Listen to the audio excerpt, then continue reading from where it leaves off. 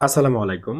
রক্তে বাজে চর্বি যখন বেড়ে যায়, অর্থাৎ বিশেষ করে এলডিএল ও ট্রাইগ্লিসারাইড যখন বাড়ে, যে লক্ষণগুলো প্রকাশ পায় বা যে লক্ষণগুলোর উপর ভিত্তি করে আপনি সাবধানতা অবলম্বন করার চেষ্টা করবেন। সাধারণ যে লক্ষণগুলো, আপনার দ্রুত ক্লান্ত হয়ে পড়া, শরীর ভারী লাগা, মাথা ঘোরা, আপনার শ্বাস নিতে কষ্ট হওয়া, বুক ধড়ফড় করা, আবার ফিজিক্যালি যে লক্ষণগুলো প্রকাশ পায় যেমন ওজন বেড়ে যায়, আপনার পেট ও কোমরের চর্বি বেড়ে যেতে পারে, ত্বকে ছোট আপনার হলুদ দাগ, বিশেষ করে চোখের আ পাশ দিয়ে সাধারণত এগুলো দেখা দেয়, অথবা পায়ে ব্যথা বা ঝিনঝিনি লাগা।